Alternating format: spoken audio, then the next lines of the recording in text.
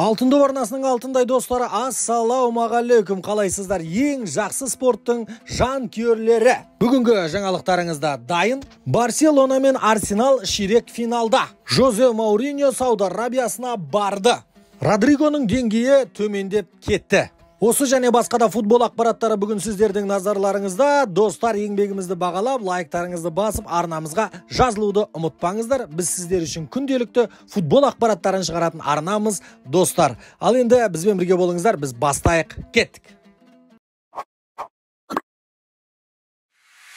Барселона 4 жылдан кейін барып ширек финалға шығып тұр, және де құтты болсын дейміз. Кешегі ойындары өте тамаша, бастала салып бассалды, бірден тығырыққа тіреді Наполи клубы. Наполи өздерінің не істерін білмей қалды, бірінші таймда да, екінші таймда да. Енді ыңғайланып көрді, барды, соққылар болды, жоқ демейміз. Наполи мүлдем алаңда жоқ болды деп айта алмаймыз, ойнады, бірақ басымдылық екі таймда да Барселонада болды. 2-1 кезінде сәл де болсын үміт бар еді Наполида, бірақ та Левандовски үміттеріне су сеуіп тастады. Левандовски 3-ші голды салған кезде алаңның жиегінде Гвардиола қарап тұрма деп қалдық. Өте тамаша комбинация, өте тамаша тактика, пас, гол, бәрі керемет болды 3-ші голда. Гвардиоланың кезіндегі Барселонаны байқап қалдық.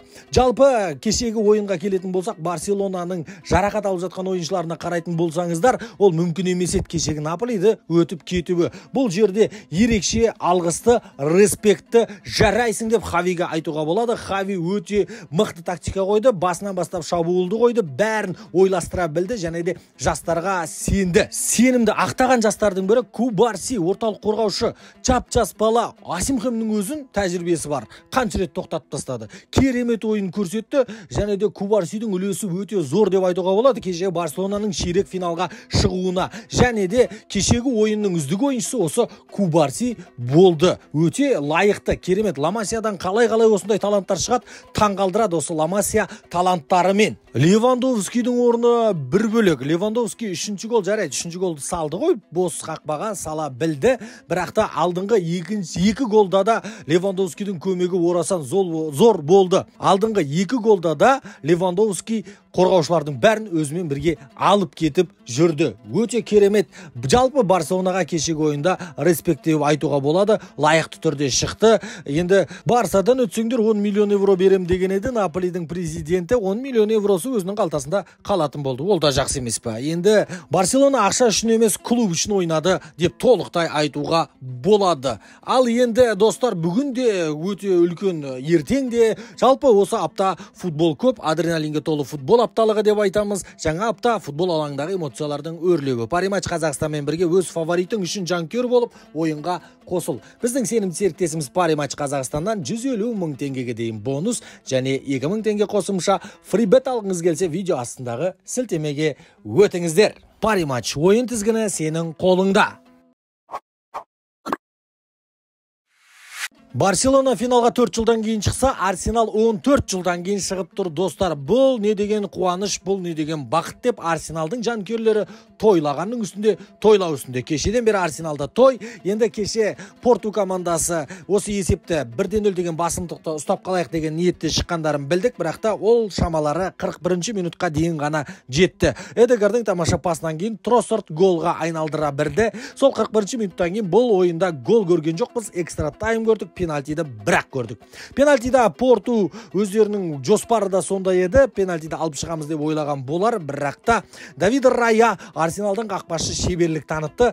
Портудың ойыншыларының 2 соққысын бірдей қайтарып тастады. Және де 14 жылдан кейін алғашқы рет ширек финалға шығарды, достар. Ал енді бұл жерде біздің кешегі берген болжамдарымызды айтсаңыздаршы. Наполи мен Барселонаның арасында 2 командада гол соғады. Барселона ары қарай өтеді деген болатынбыз. Арсенал жеңеді деген болатынбыз. Арсенал негізгі уақытта 1-0 есебімен жеңіп тастаған еді. Одан кейін енді ары қарай өтті. Бұл жерде ешқандай да бір сенсация болған жоқ. Жалпы кешегі ойындар белгілі ойындар болды. Бүгінде Чемпиондар Лигасы бар, енді орталық ойын бүгінгі Атлетико Мадрид пен Интер клубының ойыны. Бұл екі команда жалпы жеребеде әділ жақсы түсті. Осы ойын тартысты болады деп санаған болатынбыз. Жалпы жеребе шыққан бетте. Енді осы екі команданың бүгін ойынын көретін боламыз. Алдыңғы ойында Интердің үйіне барғанда Интер 1-0 деген басымдылықпен әйтеуір алып шыққан еді ойынды. Бірақ 1-0 деген басымдылық өте аз басымдылық. Бір гол сусымалы гол, бір гол емес дегенде әңгімелер бар футболда. Бірақ та бүгінгі жағдаймен салыстыруға келмейтін сияқты. Бүгінгі таңда Интердің жағдайы Атлетико Мадридтан әлдеқайда жақсы болып көрінеді. Ойындары үйлесімді, және де соңғы 5 ойындарын алып қарадық. Екі команданың да Атлетико Мадрид соңғы 5 ойында бір-ақ рет жеңген екен. Нақтырақ айтсақ 3 жеңіліс, соңғы 5 ойында 1 тең ойын, 1 жеңіс. Бұл өте нашар көрсеткіш деп санаймын. Ал Интер клубы 5 ойында 5 жеңіс. Және де осы статистикаларға қарабақ Интер бүгін ұтылмайтын білуге болатын тәрізді. Ұтылмайды деген бір ой келіп тұр бізге.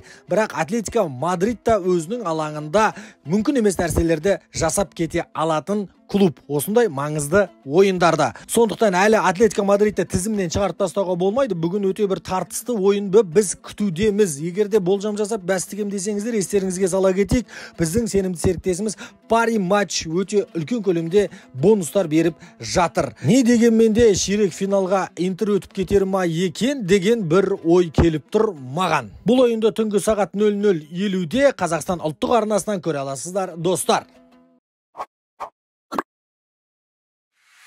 Спорт тілшілері Жозе Мауриньо қашан қайда жұмысқа келеді деген ақпаратты білгілері келді, және де Жозе Мауриньодан осы жайлы сұхбат алған екен. Жозе Мауриньоның өзі айтады, мен қазір өте қатты ойлану үстіндемін, бет албаты бір командаға бара салғым келмейді деп жатыр. Енді Жозе Мауриньоны өздеріңіз білесіздер, Челсиға тыққылап көрген еді, және де Челси жайлы Жозе Мауриньоның айтқан бір сөзі де тарап кетті. Қазіргі Челси бұрынғы Челси емес, сондықтан да мен бармаймын деген әңгіме айтқан екен. Енді қайда барары белгісіз. Жозе Мауриньоның қазіргі сұхбаттарына қарасақ, әр қадамымды аңдап басқым келеді дейді, және де жанкүйерлердің талабын сіздер білесіздер. Мен ешқашан ештеңе ұтпаған командаға бардым. Сол кездің өзінде менен үлкен нәрселер, кубоктарды талап етеді. Сондықтан да қазіргі таңда сақ жұмыс жасау керек, және де әртүрлі ойланып барып, 7 рет өлшеп, 1 рет кесу керек деп сұхбат берген екен, қазақшалап түсіндіретін болсақ. Ал енді Мауриньо жайлы талқылайтын тағы да бір мәселе. Жақын арада Сауд Арабияға барған екен бокс көруге. Сол бокс кезінде мықты адамдармен сөйлескен, тілдескен жұмыс жайында деген ақпараттар бар. Енді жақын арада егерде сол әңгіме іс жүзінде жалғасатын болса, әйгілі Жозе Мауриньоны, ұлы Жозе Мауриньоны Сауд Арабиясының бір клубтарының бапкері ретінде көріп қалуымыз әбден мүмкін, ықтимал. Қазіргі таңда Родриго нашар ойнап кетті деген ақпараттар басылымдарға жиі шығып жатыр. Ол рас, енді фактімен сөйлеп жатыр. 12 ойында, соңғы барлық турнирларды қосқанда 12 ойында бір ғана гол салған. Ертең Килиан Мбаппе келген кезде Родриго орнын босатады, алаңға шықпайтын болады деген ақпараттарды да жиі көріп жатырмыз. Енді Родригоның негізгі өзінің арманы Реал Мадридтің аңызы атануы. Ал енді Родригоның арманына Килиан Мбаппенің арманы келді де, Артур, мен келдім деді.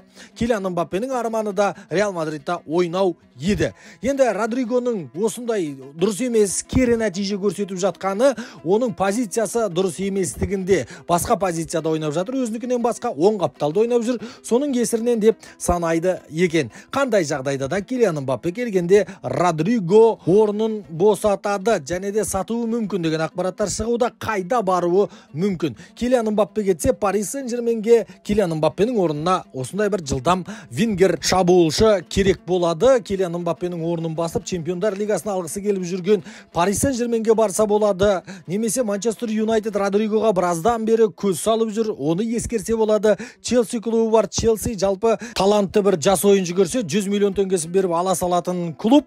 Сондықтан оны да ескерсе болады. Бірақ та енді арманы бар, Реал Мадридта ойнаймын деген уақыты азайып кетсе де алаңға шығатын Реал Мадридте қалуы да мүмкін.